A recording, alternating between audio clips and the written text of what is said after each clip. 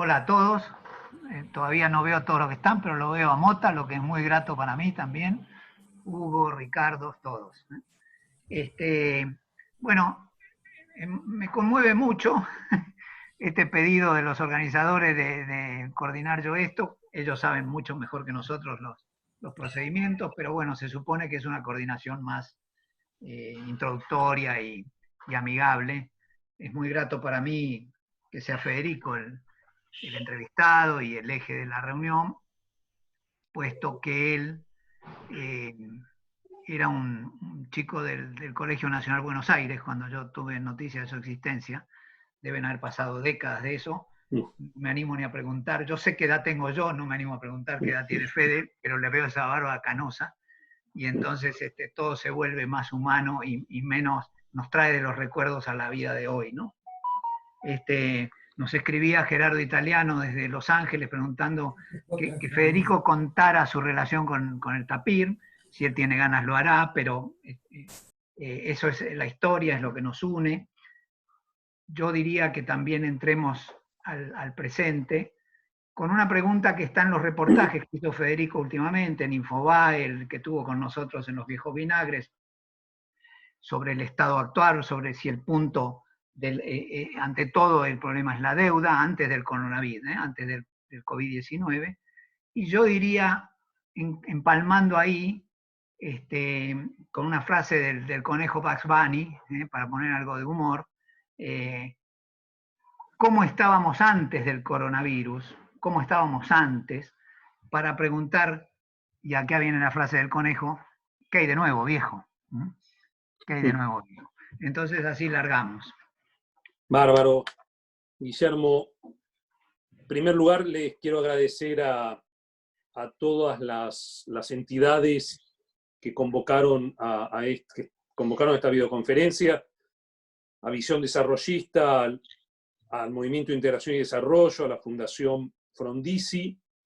Y lo que quería resaltar es que por encima de todas las cosas, y más allá y más acá de cualquier otra consideración, creo que esas instituciones son muy importantes, básicamente por dos cuestiones. La primera es que, como bien decías, Guillermo, yo desde los 16 años tuve relación con el Movimiento de Integración y Desarrollo y con los dos líderes de ese movimiento, que fueron Arturo Frondizi y Rogelio Frigerio. Y mantener vivo el legado de ellos creo que es una tarea que nos compete. Y digamos, si estas instituciones lo están llevando adelante. ¿Qué implica mantener vivo el legado de Arturo Frondizi y Rogelio Frigerio? Bueno, implica, por un lado, hacer hermenéutica de la bibliografía, no solo de ellos, sino del conjunto de la bibliografía del desarrollismo, y también estudiar y entender la praxis de gestión de ese gobierno. Pero también implica, al mismo tiempo de hacer hermenéutica de esa bibliografía, implica un ejercicio de actualización de esa doctrina, que fue una doctrina que, digamos, en mi caso particular, leo todo lo que sale sobre esos años y sobre ese pensamiento, y sin embargo, me sigue impresionando los resultados en 4 años de esa doctrina aplicada a la realidad. Y también, aparte de Arturo y de Rogelio, también creo que hay que rescatar la usina que dio lugar a ese pensamiento y que yo me animo a calificar de la última generación que pensó y tuvo un proyecto de nación. Y sobre la cual todavía no se ha dicho lo que se tiene que decir y no se la colocó en la historia en el lugar que se la tiene que colocar. Ahí, Guillermo, vos sos uno de los que más está escribiendo sobre los personajes esos, y que además a la mayoría de ellos los conociste, los trataste, creo que ese es un trabajo que nos debemos. Bueno, y la segunda cuestión, dije que había 2 cuestiones. La segunda cuestión es que pone en primer plano el desarrollo y la integración social, que eran las banderas del desarrollismo, y creo que son más vigentes que nunca en nuestra Argentina, que vive de hace 30, 40 años, que vive de fracaso en fracaso, lamentablemente. Dicho lo cual, yo quisiera compartir con ustedes, para abrir la discusión, y espero no tomar demasiado tiempo y dejar tiempo para el intercambio, que tal vez sea lo más, seguro es lo más interesante, pero quisiera hacer 4 puntos. El primer punto es brevemente explicar qué se entiende por la crisis del COVID-19, la pandemia esta global, desde el punto de vista económico.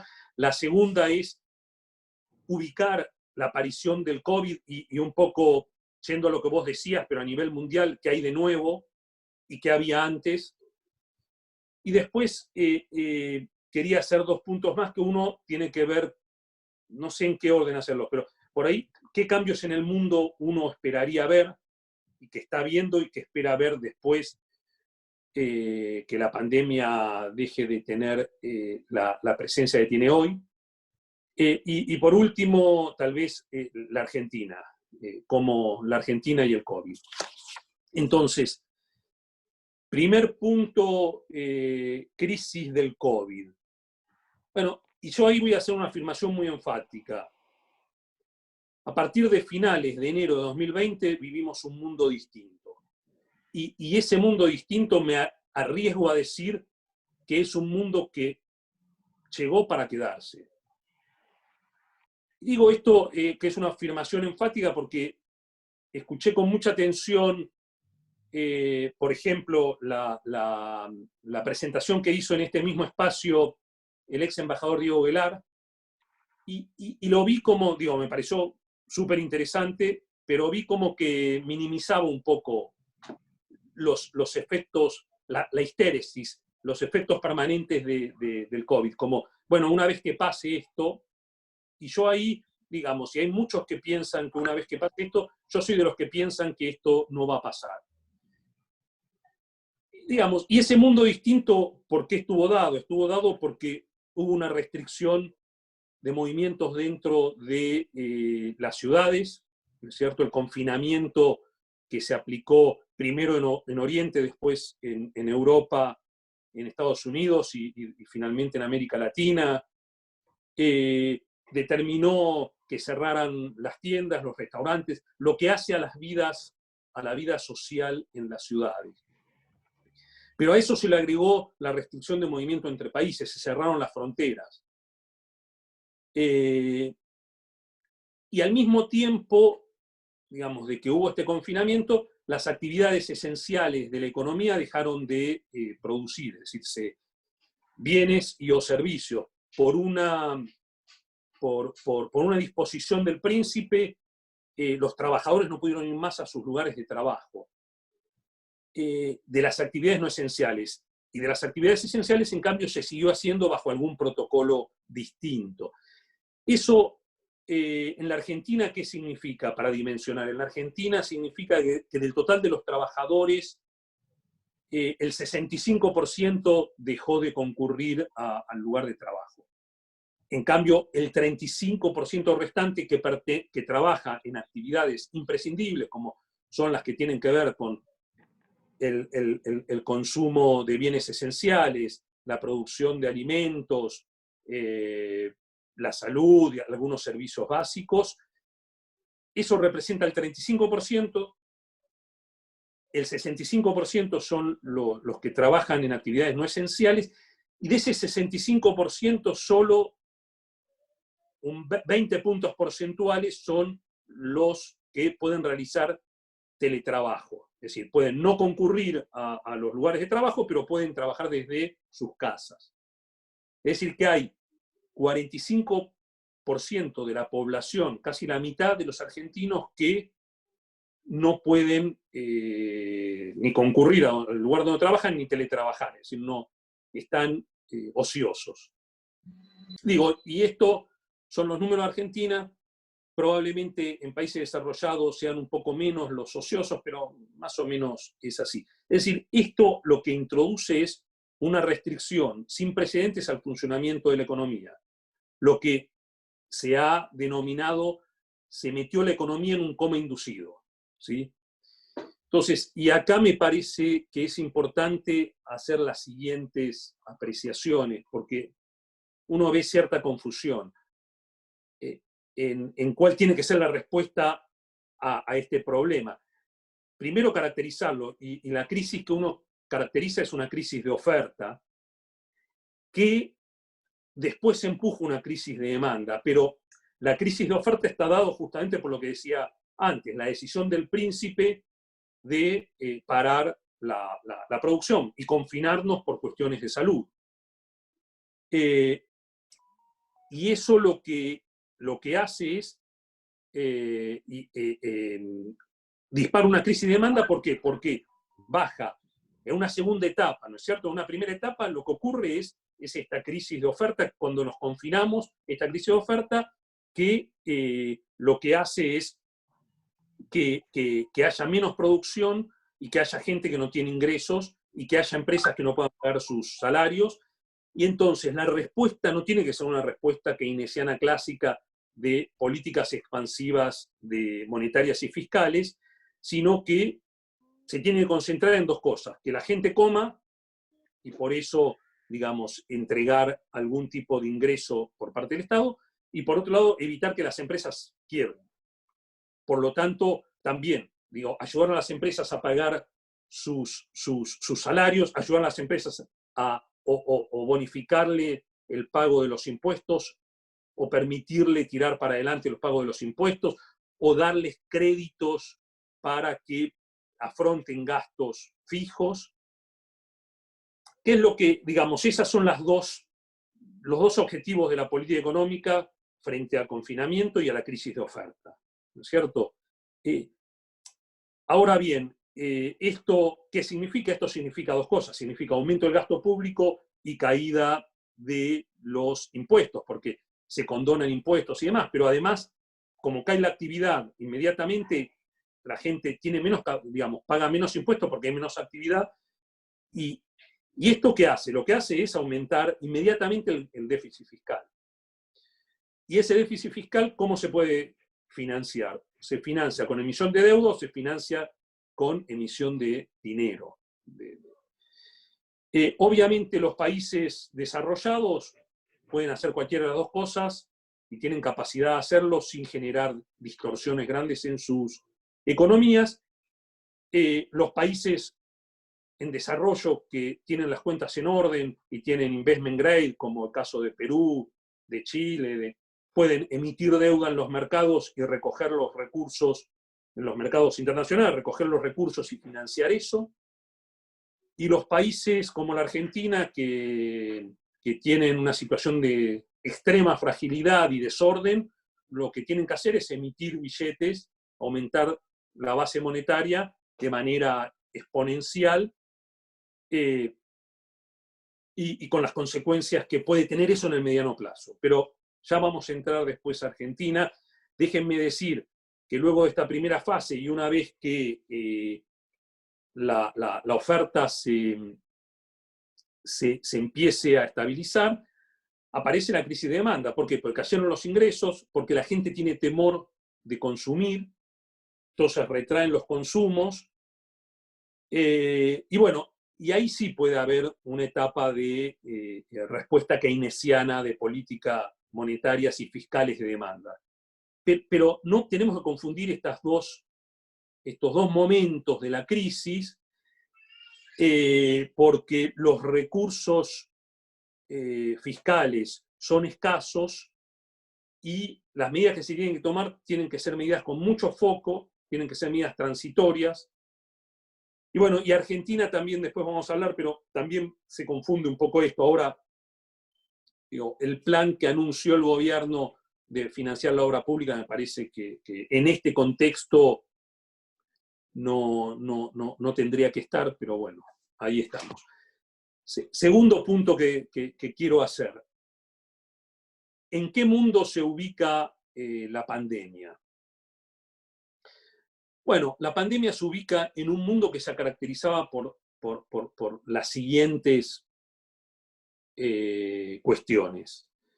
Es un mundo que estaba en plena cuarta revolución industrial, con lo que todo eso significa. Es un mundo en donde ya habían aparecido y estaban desarrollándose nuevas demandas y patrones de consumo, en particular en los países desarrollados, demandas y patrones de consumo que tienen que ver con lo sostenible. Es un mundo en el cual el multilateralismo mostraba una crisis de dimensiones desconocidas, es decir, el mundo de los estertores de Bretton Woods, es decir, la desaparición de ese mundo donde la Organización Mundial del Comercio no tiene una capacidad de regulación del comercio y la inversión, donde el Fondo Monetario tiene poca capacidad de fuego, donde, bueno, la Organización Mundial de la Salud, ahora el gobierno americano le recortó los recursos. Bien, es un mundo de crisis de legitimidad de las democracias e insatisfacción de las clases medias en el viejo continente y en el nuevo, en Latinoamérica y en África y en Asia. Esa insatisfacción de las clases medias en que se expresa en la emergencia de líderes populistas y aislacionistas, como el caso de Estados Unidos, el caso de Brexit, son muy claros. El caso en Francia, la emergencia con fuerza del Frente Nacional. En el caso de España, la emergencia de posiciones como la de Vox, que es la ultraderecha, o en el gobierno un partido antisistema como Podemos. Y las manifestaciones, digo, antes del confinamiento teníamos las grandes manifestaciones en Chile, en Colombia, en América Latina. Y el último punto, digamos, que uno puede decir que caracterizaba al mundo pre-COVID es la consolidación de China como potencia emergente y centro manufacturero mundial y de la industria 4.0 también. Digamos, ese es el mundo en el cual aparece el COVID y creo que es muy importante ver las tendencias económicas desde la cuarta revolución industrial, que significa que pasamos de un Internet del consumo a un Internet de la producción, a partir del Internet de las cosas, es decir, de aparatos que tienen capacidad de brindar y recibir información, datos, del mundo de los algoritmos, del mundo de la digitalización de las cadenas de valor, de la digitalización de la trazabilidad de la producción, del mundo de la customización de los productos, es decir, la demanda muy a medida de series cortas, y que es importante, digo, y es importante para ver los cambios en el mundo que entiendo va a traer aparejados el COVID, digamos, las cadenas globales de valor, ¿no es cierto?, de las cuales tanto se habla, cadenas globales de valor con la globalización y China como gran centro manufacturero. Entonces, de ahí déjenme pasar a qué significó el COVID para este mundo. Entonces, para entrar en eso, yo lo que diría es, hay que entender el impacto del COVID, y esto a riesgo, ¿no es cierto? Digo, uno hace escenarios futuros. Yo arriesgo que hay como 3 etapas. Hay una primera etapa de confinamiento total, por el cual pasan todas la mayoría de las economías que tomaron medidas sanitarias muy fuertes. Ese confinamiento total puede durar 3 meses o algo así. Y luego hay aperturas parciales que recién empiezan en los países de Europa y en Argentina, en empieza recién. Y ahí lo que veo es que va a haber aperturas parciales que van a ser cada vez más amplias, pero va a haber regresiones porque la pandemia puede reaparecer, según dicen los expertos. Entonces, ese mundo interrumpido de idas y venidas puede durar hasta todo el 2021, puede durar parte del 2022. Yo creo que vamos a algo de ese tipo. ¿Y después qué viene? Y después viene el nuevo normal de la pospandemia, que también a riesgo que va a traer cambios en los patrones de consumo, en los modos de producción y en el mundo del trabajo. Entonces, déjenme ahí compartirles algo que elaboraba hoy para la presentación y que puede ordenar eso que estoy viendo en el futuro, que son 3 palabras claves que me parece que van a caracterizar ese mundo del futuro. La primera palabra clave es la distancia. ¿Se acuerdan de Friedman con la globalización? El mundo es plano. Se acabaron las distancias. Internet, la aeronavegación y el turismo de masas. Y ahora vuelve a aparecer la distancia. La distancia en todas las facetas. Por un lado, la distancia de la reclusión social, la distancia física, pero, digamos, física interpersonal. Y aparece esto de cómo uno se recluye primero en la casa, después en el barrio, después en el territorio nacional. ¿Por qué? Porque, digamos, acá en Francia se abrió la cuarentena, el confinamiento, hace una semana.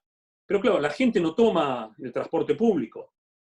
Digo, entonces, ¿qué? Seguimos estando en el barrio. Es decir, movernos a otro barrio implica tener que caminar mucho.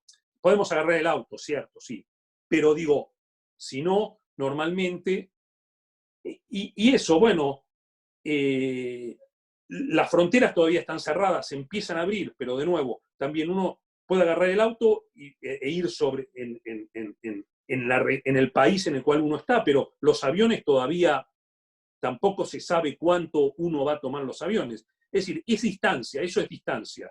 Es medios de transporte que no están, no son safety, digo, no son seguros para la salud.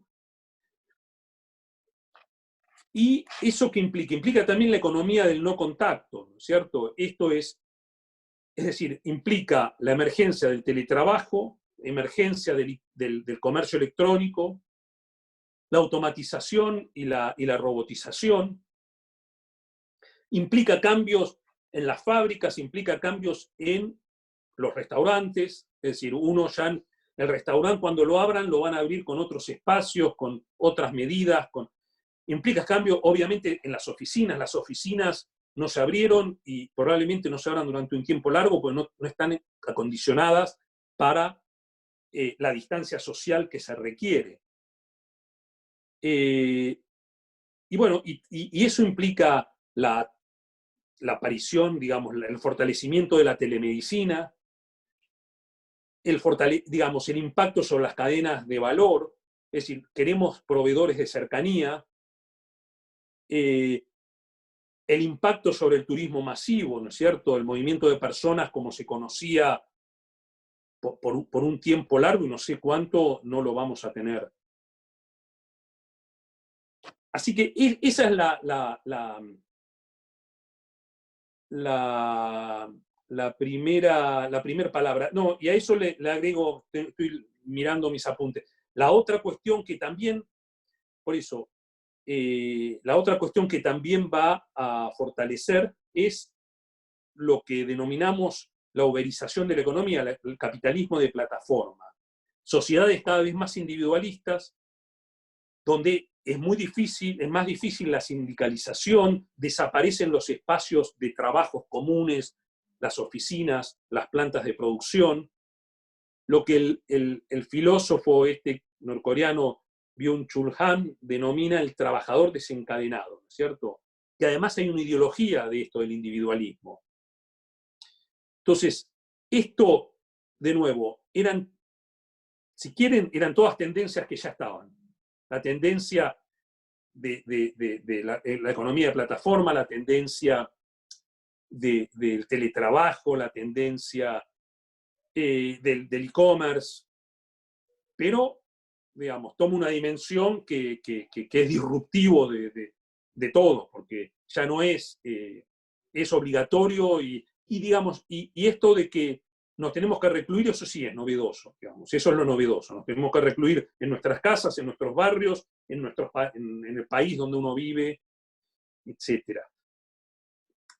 Bueno, y si quieren, la contracara de eso es lo que estamos haciendo ahora. Es decir, la posibilidad está de acortar la distancia desde París. Yo hablando con la mayoría de ustedes está en Argentina, en distintos lugares, pero también hay algún amigo de París, hay otro amigo en fin, de otras partes del mundo. Bueno, primer palabra clave. Segunda palabra clave, la reconversión y la reinvención. ¿En qué sentido? Bueno, en que las actividades productivas tienen que mutar, tienen que reinventarse, tienen que cambiar porque son afectadas por el impacto de estos cambios que se están dando, el de la distancia, el de la imposibilidad el del teletrabajo, etc.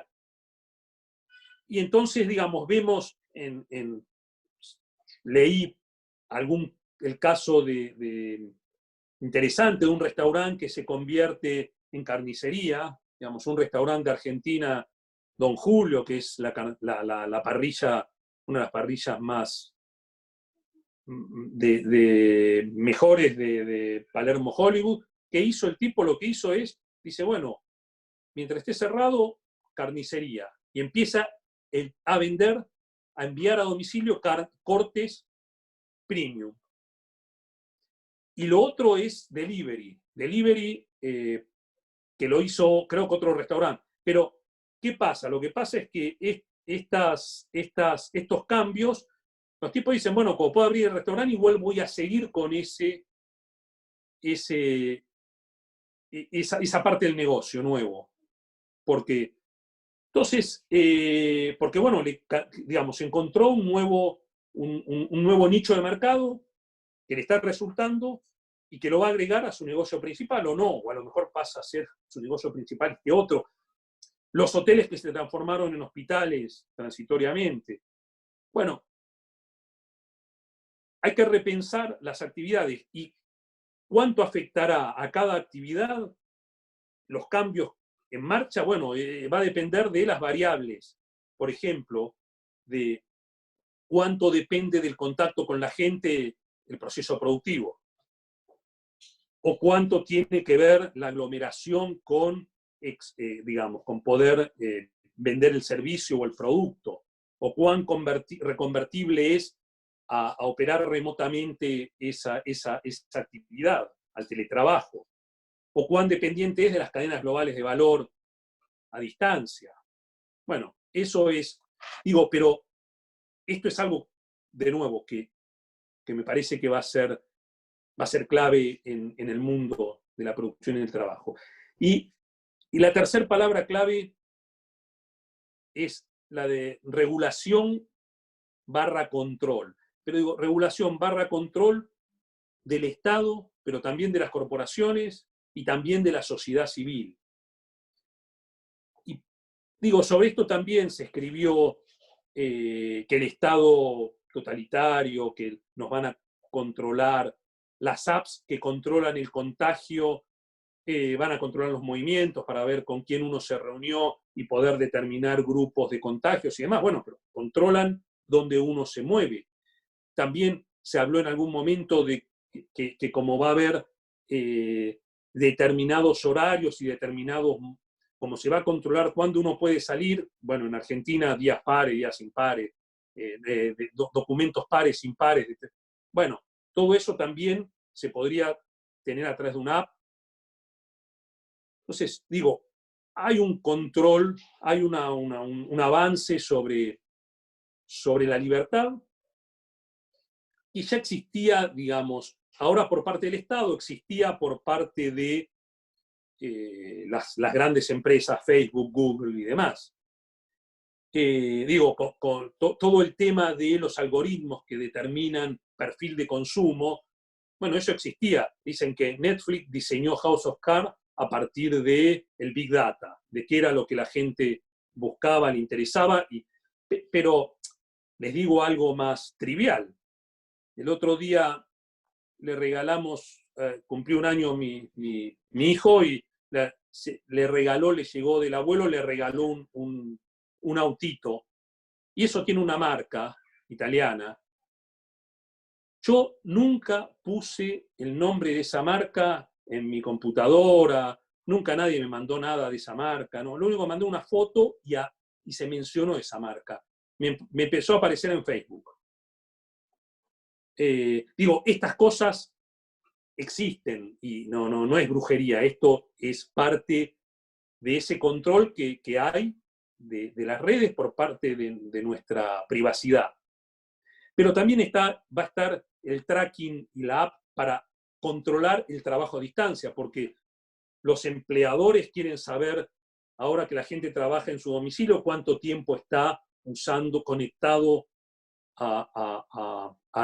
produciendo el trabajador. Digo, pero, y por eso, y también va a haber, creo yo, va a haber más escrutinio, más control sobre los negocios privados de parte de la sociedad civil, que ya existía, digo, pero se va a profundizar con el tema de la trazabilidad, de cómo se producen los productos, digamos, la huella de carbono, el respeto a, el respeto a los derechos laborales, el tema como decía, de la sustentabilidad ambiental y demás. Y lo otro es algo bueno, que es un mecanismo de responsabilidad colectivo. Si nos dimos cuenta que lo que hacen uno impactan sobre el bienestar de los otros. Y digamos, si la sociedad, esto que se le está diciendo a China, se le está diciendo, vos largaste este virus que nació en China, queremos saber qué pasó. Digo, esta pandemia también nos muestra que lo que hacen unos impactan sobre el bienestar de los otros y las sociedades y los países se van a poner probablemente más estrictos sobre esto. Entonces, conclusión, el mundo que viene, ¿qué veo? Y veo que acelerará muchos de los cambios que estaban en marcha.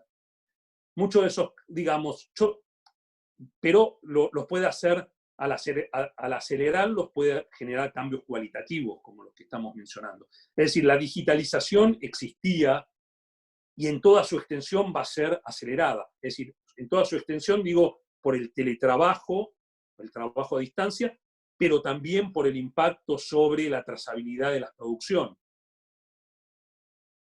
Bueno, y esto tiene desafíos grandes, ¿no es cierto?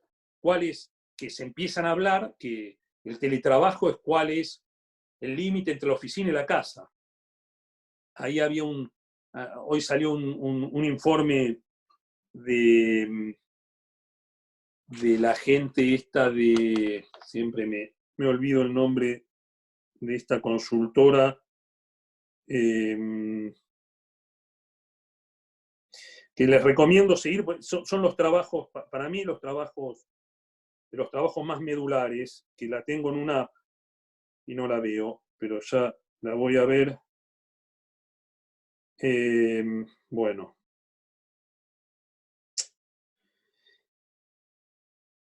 Ya les diré. McKinsey. Bueno, McKinsey hoy dice que uno de los CEOs dice, el problema no es llevar la oficina a la casa, es trabajar en la casa. El problema es dormir en la oficina. Digo, empiezan a aparecer estas cosas. Y digamos, la cuestión de hay que adaptar las casas al trabajo y tienen que ser casas grandes y tienen que ser, bueno, digo, es todo un tema. Lo otro que les decía es, hay una demanda por productos sostenibles que ya existía, y ahí vale la pena miren, si había alguna duda de que eso es lo que se va a acelerar, vale la pena lo que ayer Merkel y Macron anuncian un paquete de 500.000 millones de dólares, un fondo para Europa, que si lo sacan implicaría una vuelta de tuerca sobre la integración europea porque permitiría lo que Alemania siempre se negó, que fue emitir eurobonos, porque dicen que se financiaría con bonos mutualizados por la Unión Europea, y que iría a ayudar a las economías con más problemas y con problemas del COVID, y básicamente hacer 4 cosas: reactivar la economía, ayudar a la soberanía sanitaria europea, reforzar la soberanía económica e industrial y acelerar la transición digital y ecológica. Digo, ahí están las claves, porque lo otro que también aparece es la rediscutir la globalización. ¿No es cierto? Que la rediscusión sobre la globalización viene antes del COVID, viene antes de Trump. Ya con Obama aparece en Estados Unidos la idea del reshoring, es decir, de volver a traer las empresas que se habían ido a Estados Unidos. Es decir, es antes del American First. Y ahora aparece con más claridad, a partir del COVID, la imagen esta de China bajando con los containers a los países, con instrumentos, equipamiento médico, con mascarillas, con respiradores. Es decir, esa imagen para el Occidente es tremenda. Esto es lo que pone en primer lugar la seguridad en el abastecimiento de insumos críticos y pone en tela de juicio o sigue profundizando la discusión sobre las cadenas globales de valor. Entonces, ¿qué pasará con las cadenas globales de valor? Bueno, ahí también va a haber cambios que también estaban en marcha. ¿Por qué también estaban en marcha? Porque toda la digitalización y toda la robotización de la producción hacía que, y el tema este de la customización de la producción, hacía que uno quisiera, cada vez más las plantas quieren tener sus proveedores cerca. Entonces, lo que empieza a aparecer es que estas otras consideraciones, aparte del costo, que hizo que se trasladara todo a China, aparece la idea de la seguridad, es decir, que no tener una única fuente y tenerla cerca, la idea del multishoring, el compliance, es decir, la responsabilidad que tiene la empresa madre con sus proveedores en el cuidado del medio ambiente y lo laboral.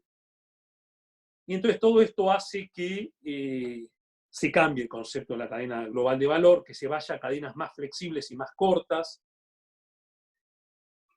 que se vaya a privilegiar la resiliencia y la velocidad en el abastecimiento, que se vaya en vez del just in time, que se vaya a reconsiderar el tema de pagar, el tener stocks y tener cercanía, porque la disrupción que significó el COVID sobre las cadenas globales y la provisión de insumos críticos de China, bueno, genera el repensar un poco más esto. Y en el tema de las cadenas más cortas, y acá es importante para Argentina, los alimentos pueden tener un impacto porque puede darle más impulso al auge, al movimiento del kilómetro cero. Ustedes saben, en Europa es muy fuerte esto de consumir productos alimenticios de cercanía y evitar consumir productos que vienen de 10.000 kilómetros y que por el traslado sufrieron, no mantienen la calidad que tenían. Bueno, último punto. ¿Qué pasa con Argentina y el COVID? Bueno, Argentina entra al COVID con una economía muy frágil, haciendo bien los deberes en lo sanitario, siendo de los países más responsables de la región, tomando las lecciones de lo que pasó en Europa, pero entra sin un programa económico y entra, más aún, sin un marco económico de normalidad. Digo, Argentina tiene un régimen cambiario que es un mamarracho, no tiene acceso al crédito externo, está luchando por no caer en default, y tiene la necesidad, como decíamos, de expandir mucho el gasto público, que puede llevar el déficit fiscal a 5 o a 7 puntos del producto, y todo eso financiado con emisión monetaria. En momentos en que crece la brecha cambiaria entre el dólar oficial y los dólares paralelos, y bueno, y viene de una década de no crecimiento, de los últimos años de recesión, con la inversión, hace 10 años que la inversión no existe en la Argentina. Entonces, entra muy mal. Y todo eso, y esa fragilidad hace que todas las medidas que tiene que tomar sean medidas que hagan peligrar la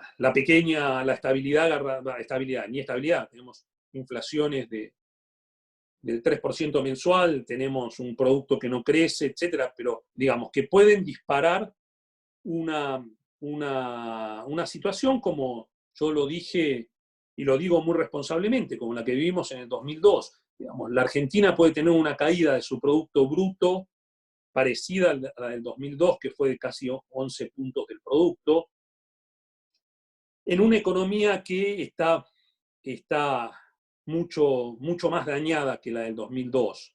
Y digamos, si la del 2002, a mí nunca me gustó la convertibilidad, pero digamos, alguna inversión hubo en los 10 años esos en sectores no transables, pero acá no hubo ninguna inversión hace 10 años, de nada.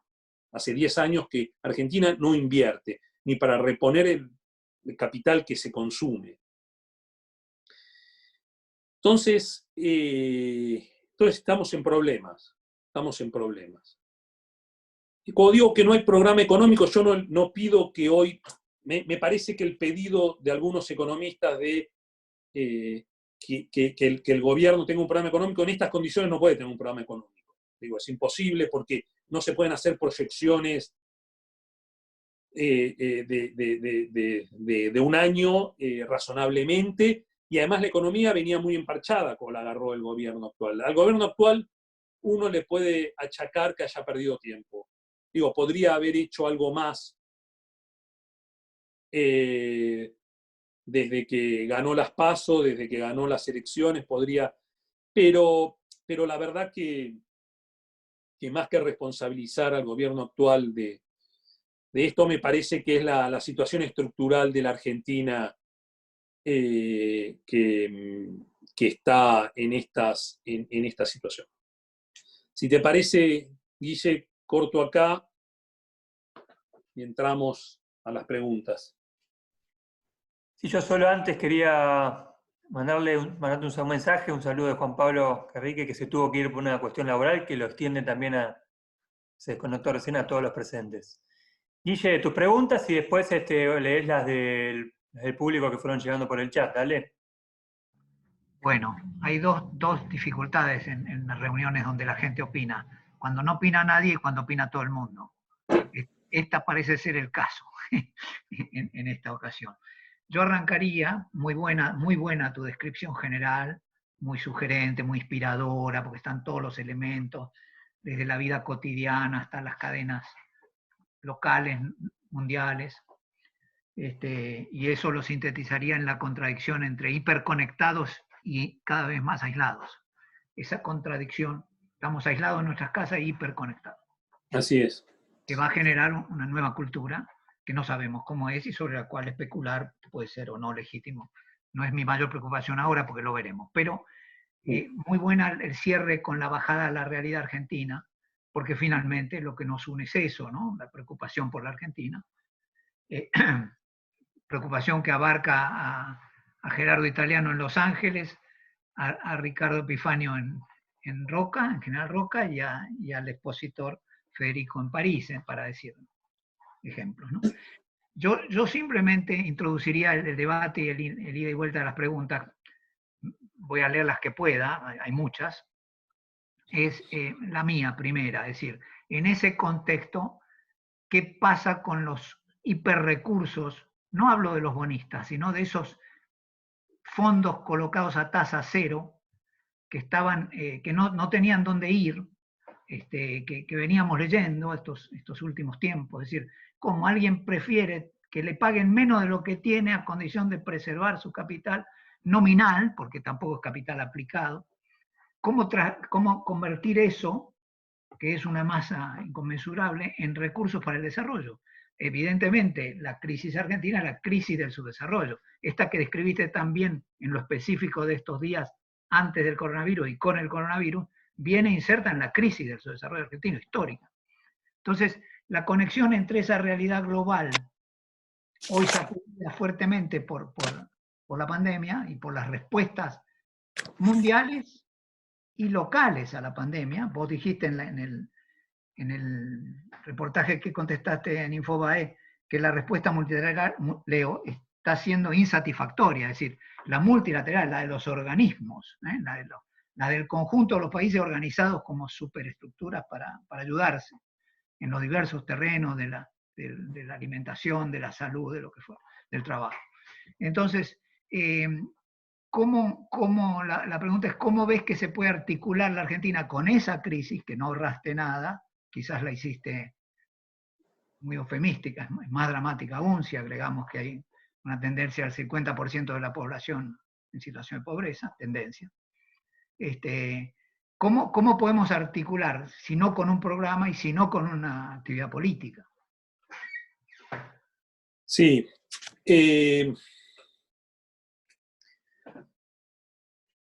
Yo lo que... Argentina, digamos, Argentina, el subdesarrollo argentino. Subdesarrollo argentino diría que tuvo una clara vuelta de tuerca de mediados de los 70 para acá. ¿Por qué digo que tuvo una clara vuelta de tuerca de mediados de los 70 para acá? Porque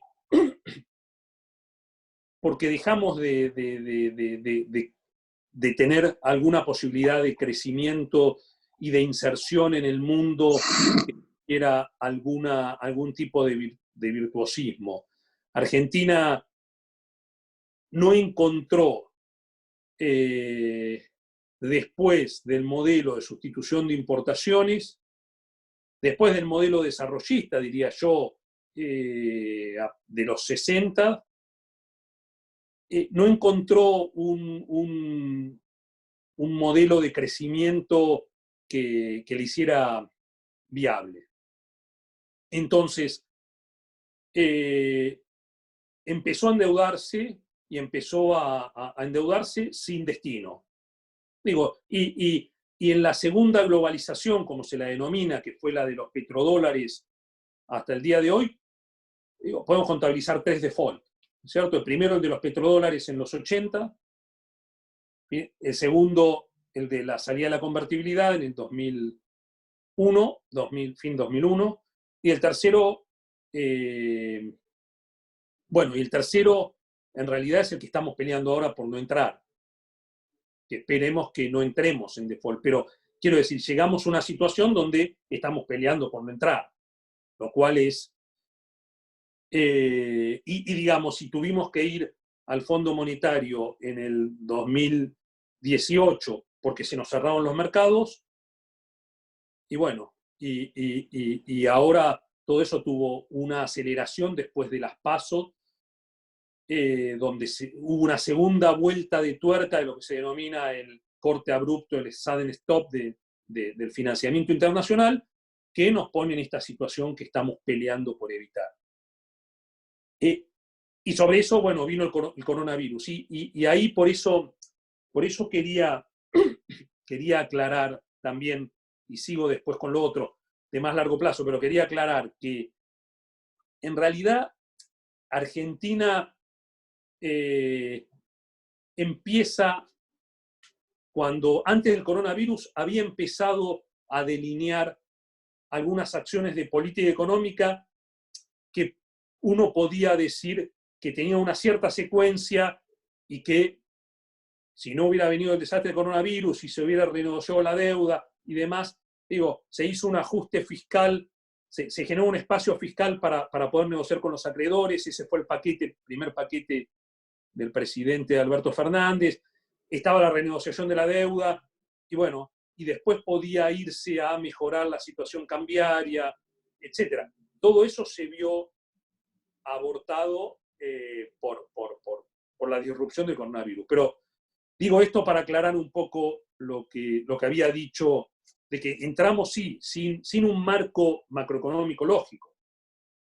Y entonces, digo, retomando lo que decía, Argentina no encuentra drivers de crecimiento que hagan que sea conciliable su inserción internacional y los ingresos generados por su comercio exterior con las demandas de la sociedad, que son demandas de una sociedad que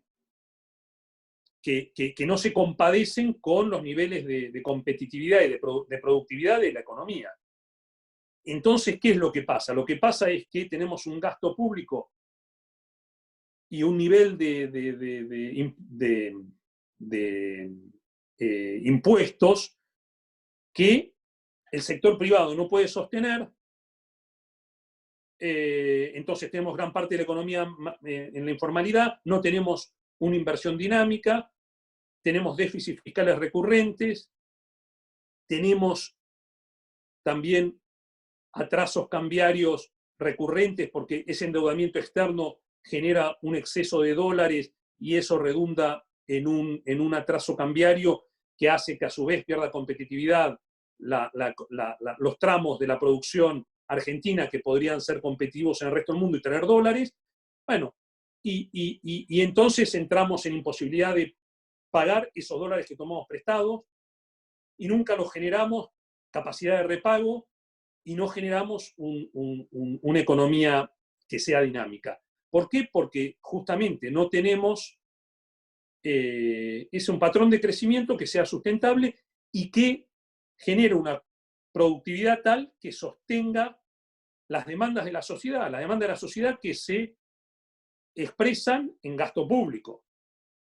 Entonces, y estamos entrampados desde, vuelvo a decir, desde el mediados de los 70 para acá, en una decadencia total y absoluta, ¿no es cierto? Total y absoluta, con pequeños ciclos de crecimiento que luego caen, y hoy lo más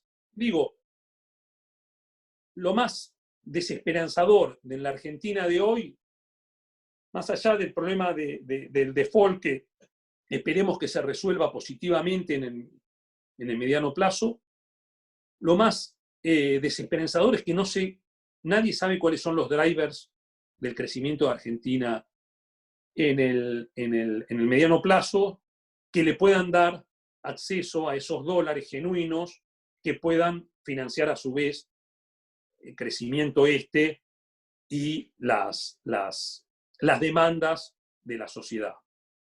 Entonces creo que digo,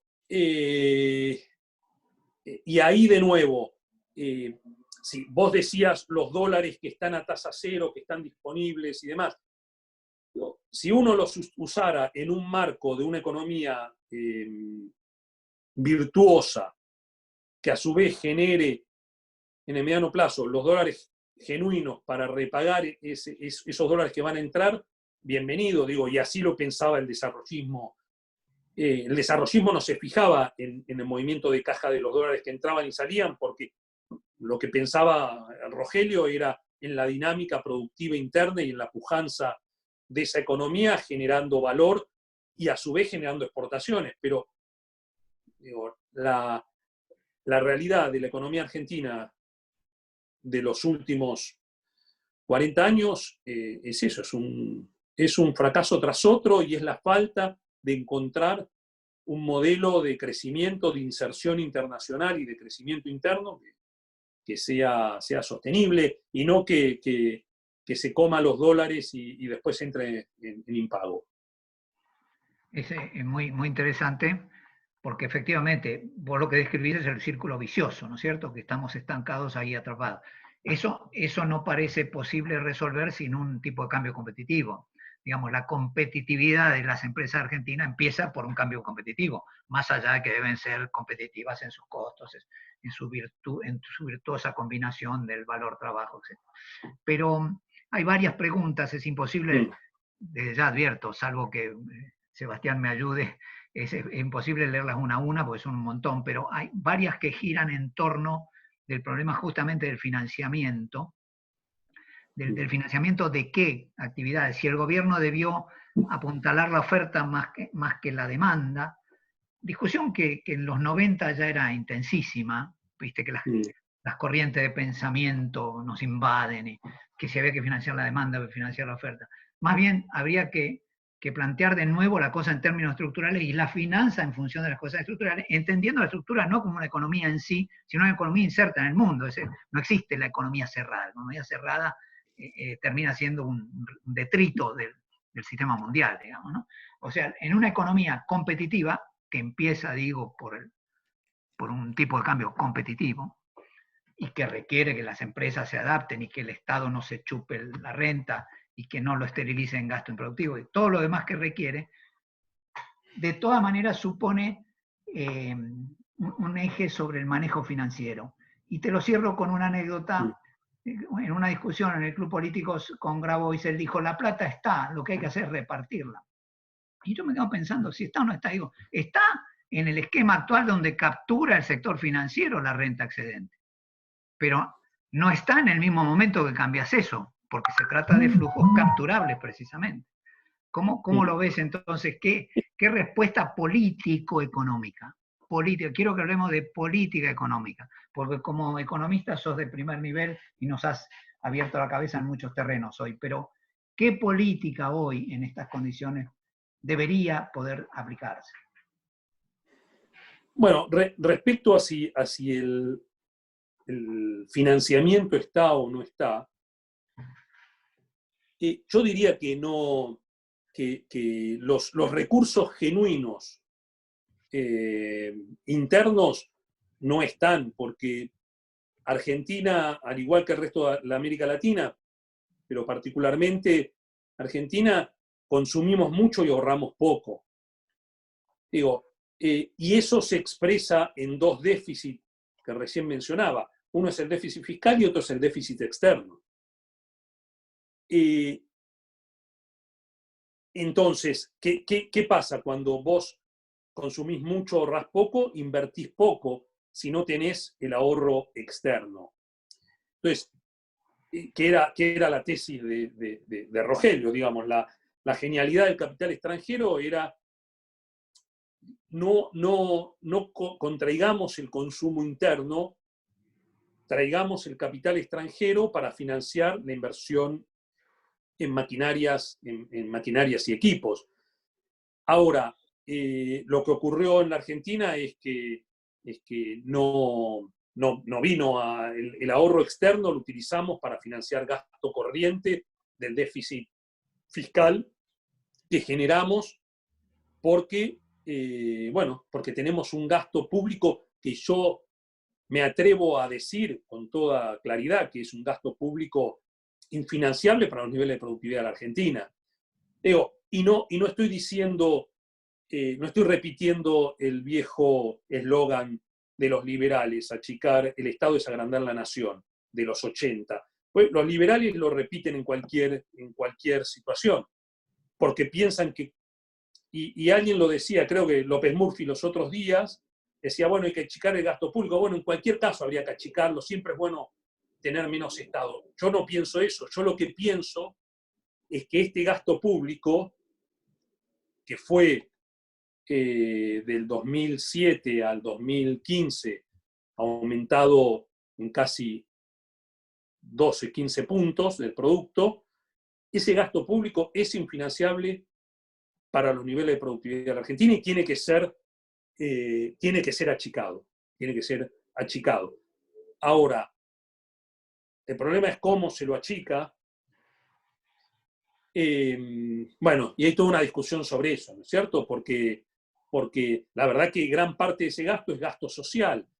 Y ahí, digo, uno no se va a meter con el gasto social. Pero entonces, ¿qué queda? Queda el gasto de capital, que es la inversión. Bueno, ¿quién se hace cargo de achicar el gasto público? Pero bueno, pero que ese gasto es infinanciable, dadas las condiciones de la Argentina, es infinanciable. Todo indica, todo indica que depende de una enorme autoridad política y un gran consenso, digamos, y un gran acuerdo sobre eso, aplicado con enorme autoridad política. Fíjate, específicamente en tus reportajes, tanto en el que te hicimos en la radio como en Infobae, marcaste que es mejor un acuerdo para evitar el default, cualquier acuerdo, no dijiste cualquier, dijiste un acuerdo que nos permita salir del riesgo del default. Sí. Lo que implícitamente puede decirse, aunque no sea el mejor acuerdo. Bueno, y luego agregaste, más refinado, aunque lo tengamos que renegociar luego. Bien, el condicional, bien, te traigo esta colación de lo que venías diciendo, de dónde está bloqueada el desenvolvimiento argentino. ¿Qué peso tiene el tema de la deuda en el problema general de reconvertir la economía argentina hacia niveles de productividad, de bajar el gasto improductivo, de esterilizar el dinero, de atesorarlo en vez de ahorrarlo, de no invertir? Sí. Entonces, ¿es tan condicionante como dice el gobierno que primero la deuda? ¿O este es un tema que hoy se va a resolver de otra manera a escala mundial, porque es un problema de todos hoy, o es un problema de todos, y lo que tendríamos que focalizarnos es en qué programa virtuoso permite ir transformando las ayudas sociales en asistencia al trabajo, etc. Sí, yo te diría que el problema de la reestructuración de la deuda hoy es un problema práctico que hay que afrontar. Hoy es un problema práctico que hay que afrontar porque como no tenemos, digamos, tenemos los mercados cerrados y tenemos una carga de intereses que tenemos que afrontar en dólares y que eso significaría generar determinado superávit fiscal en estas condiciones de coronavirus, es imposible.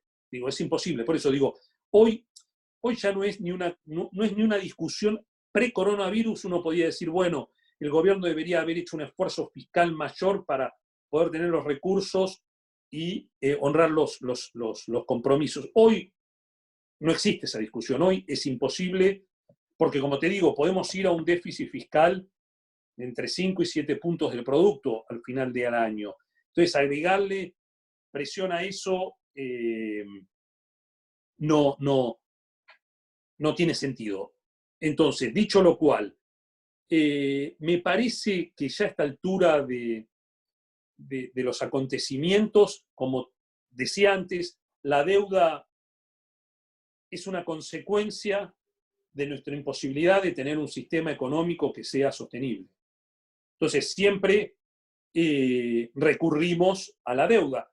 Entre el 2007, 2011, 2015, si querés, 2008, lo que no se endeudó el gobierno de ese entonces, pero lo que hizo fue consumir las reservas que se habían generado en la época del ciclo, en esa época del superciclo de las materias primas. Entonces, hasta el 2011 no las consumimos, pusimos el cepo y después las seguimos consumiendo un poco menos, pero las seguimos consumiendo.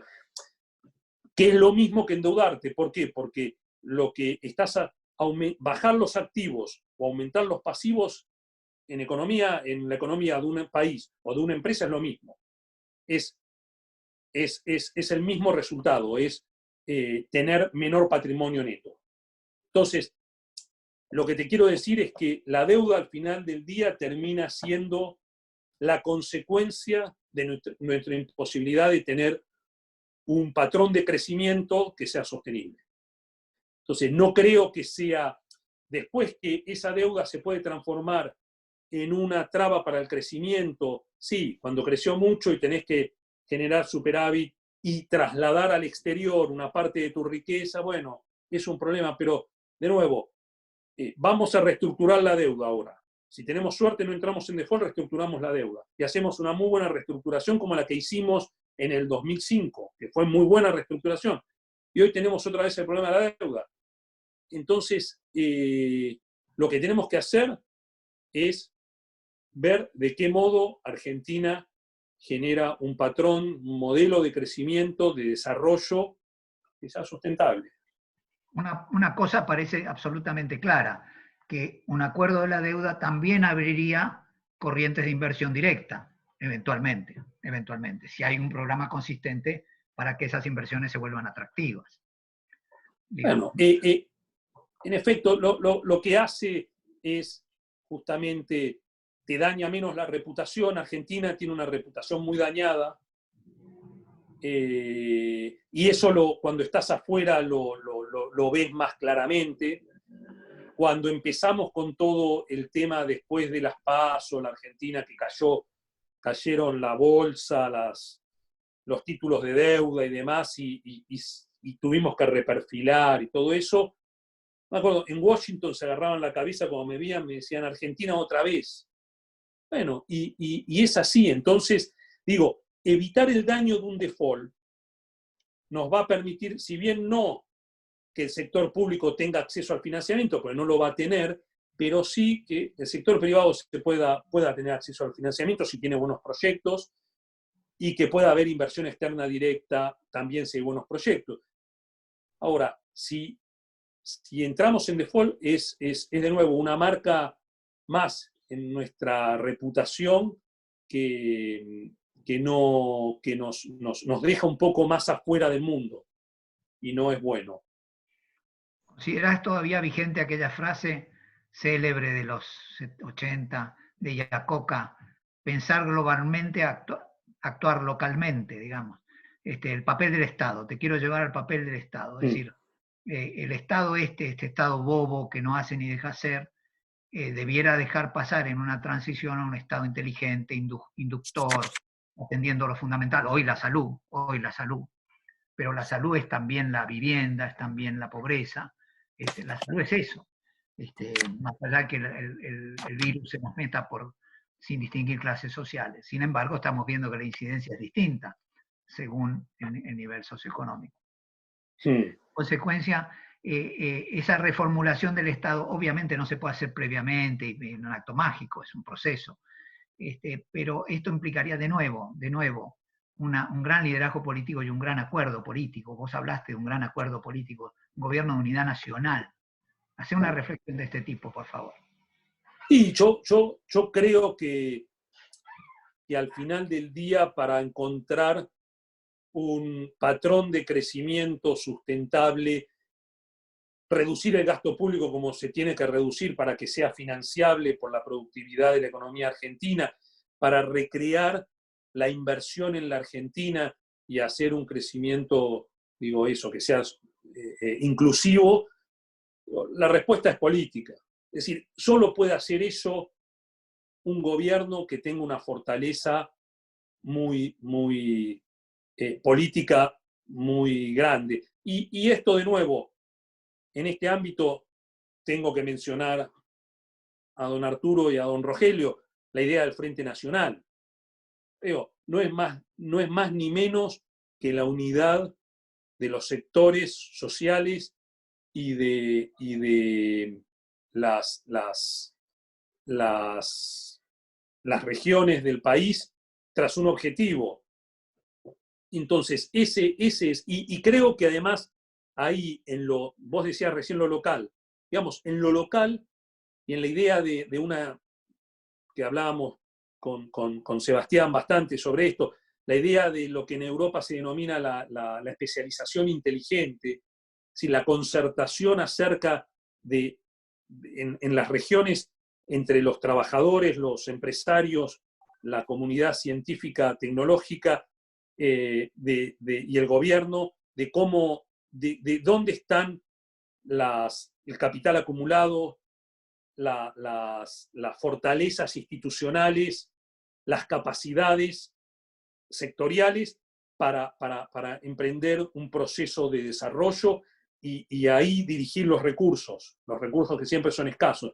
Entonces digo, creo que esta concertación económico-social sustentada en un gobierno de unidad nacional es lo único que puede sacar a la Argentina de esta situación de deterioro permanente que, como ya digo, lleva décadas. Guille, ¿me permitís?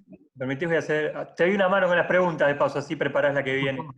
Por favor. Hay una pregunta que llegó al mail que tiene que ver, vos dijiste si tenía que ver si el teletrabajo llegó para quedarse, ya lo dejaste claro en la charla.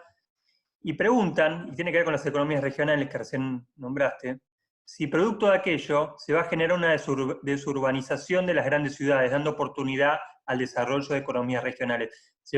Más que nada se va a frenar ese flujo que siempre van a los grandes aglomerados. Bueno, la pandemia aparte atacó particularmente a las grandes urbes.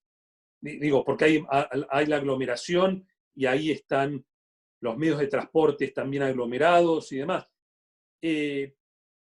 Yo no puedo afirmar tajantemente que haya un proceso de desurbanización, pero sí uno puede pensar que si estas tendencias de las cuales hablamos van todas en esa dirección a afianzarse, bueno, algo de eso va a haber, algo en esa dirección va a haber. No sé, la dimensión no lo sé, pero sin duda, si el lugar, uno no tiene que hacer el commuting al trabajo todos los días y el lugar donde está no tiene que trasladarse a su lugar de trabajo todos los días y lo hace desde su casa, sin duda el valor de la propiedad en las zonas fuera de las grandes ciudades es menor, se puede tener más comodidad y el teletrabajo se puede realizar de manera más eficiente y más cómoda. Así que la tendencia hacia esa desurbanización debería estar presente. Lo que nos parece antihistórico, ¿no? Pero está planteándose, se debate en el mundo antes del COVID, esto que estabas diciendo, ¿no? Claro. Voy a la realidad argentina de este problema que acabas de decir mundial, que es un país semivacío con grandes aglomeraciones. Semivacío con grandes aglomeraciones, al que además pongámosle un poco de geografía física, 2/3 semiárido y 1/3 con eventuales excedentes de agua, aunque hoy tengamos grandes bajantes en los ríos. Grandes excedentes de agua en un sector, escasa agua en otro, digamos, agua, ¿sí? Puedo decir electricidad. Son los grandes vectores de instalación en el espacio, digamos. Además, con los cambios tecnológicos en la producción, obviamente no estamos hablando del arado de mancera, estamos hablando de actividades sobre el territorio, que es una cosa bastante más rica y más vasta.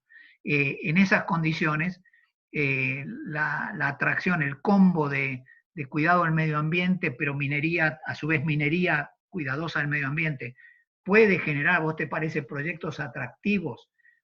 Obviamente con todos los condicionantes macro que dijiste, que describiste, no me los quiero pasar por arriba, pero la existencia de potentes proyectos territoriales, infraestructurales, habitacionales, urbanísticos, redes físicas de electricidad, eólico, solar, etcétera. ¿Cómo ves lo ves una idealización utópica o lo ves como una factible horizonte de acción para la Argentina?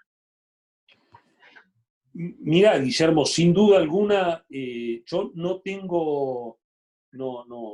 pongo en duda la capacidad de la potencialidad argentina de plasmarse en riqueza a lo largo y a lo ancho del país.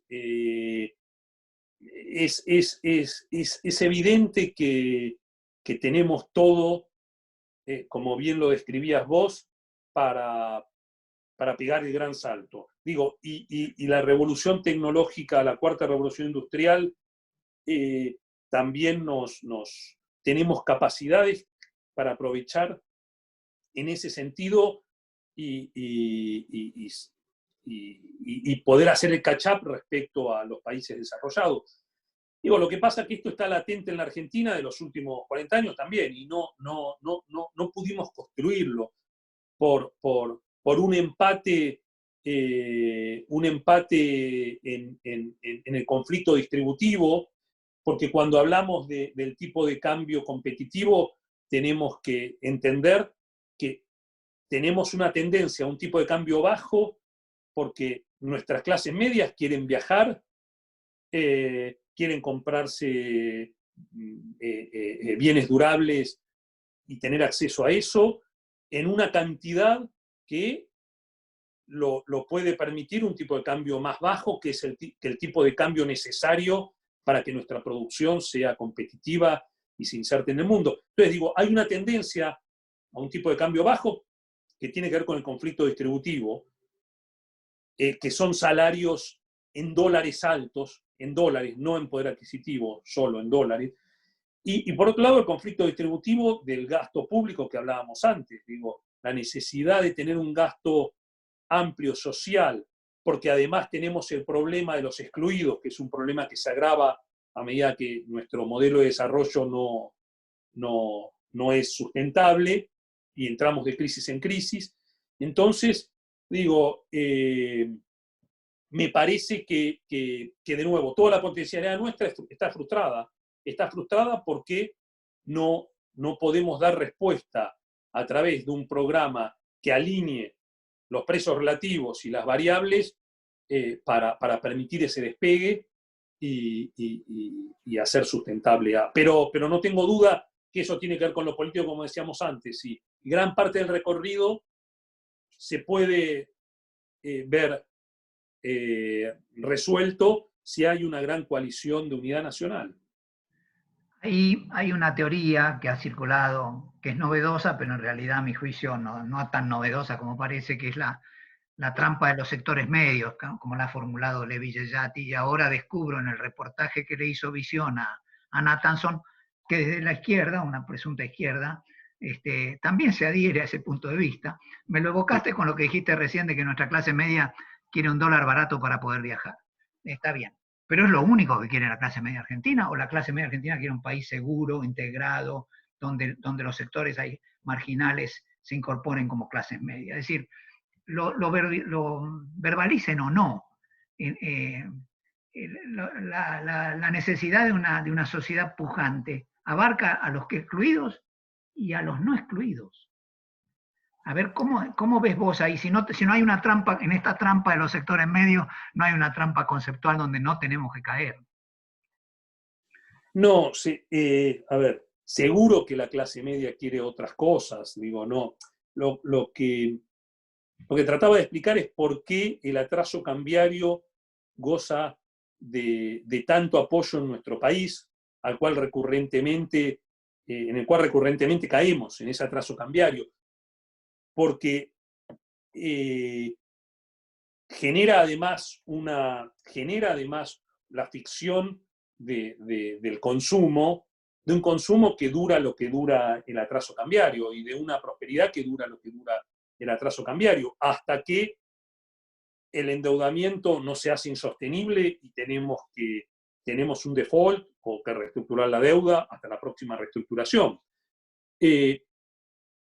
Entonces, seguramente que si a los argentinos se le ofrece un programa que lo integre a las distintas clases sociales y los distintos sectores del país y que les dé un horizonte y que les dé seguridad y provisión de bienes públicos de calidad, bueno, no tengo duda que la clase media también es la que se está yendo. La diáspora en cada crisis es la que desaparece del país y estamos viviendo otra diáspora de jóvenes que se están yendo, como se fueron en el 2001, 2002 y como se fueron en el 89, ¿no es cierto? Digo, los argentinos, la diáspora argentina es una diáspora de clase media que sin duda está frustrada.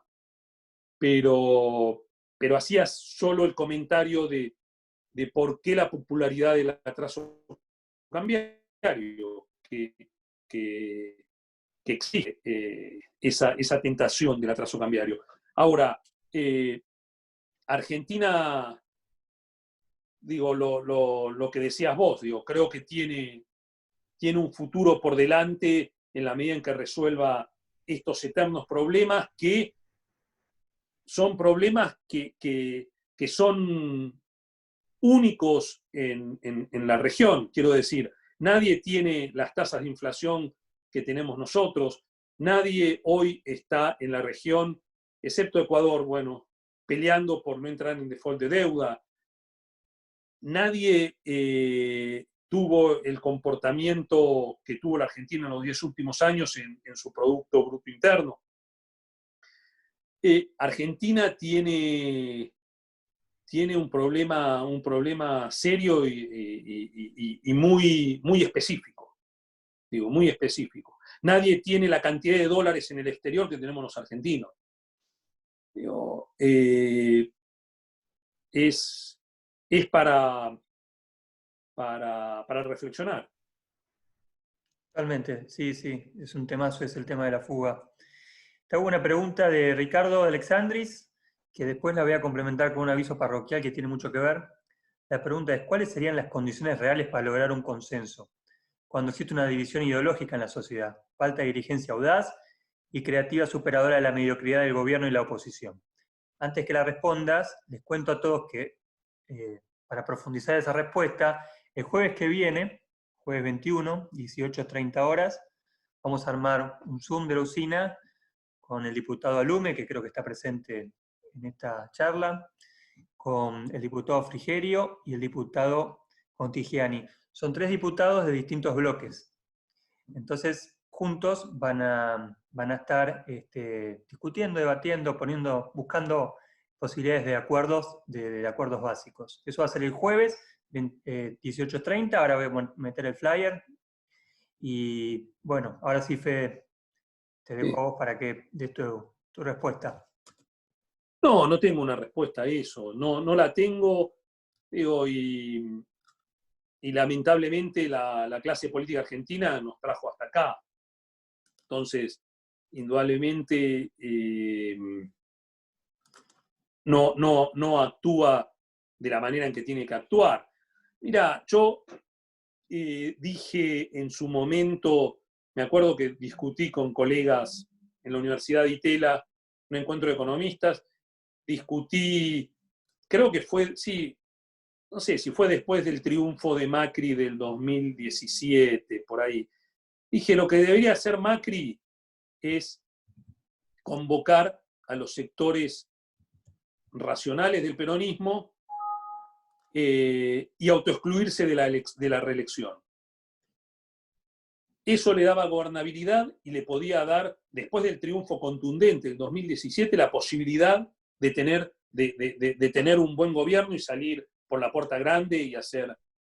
Todos me decían, estás loco.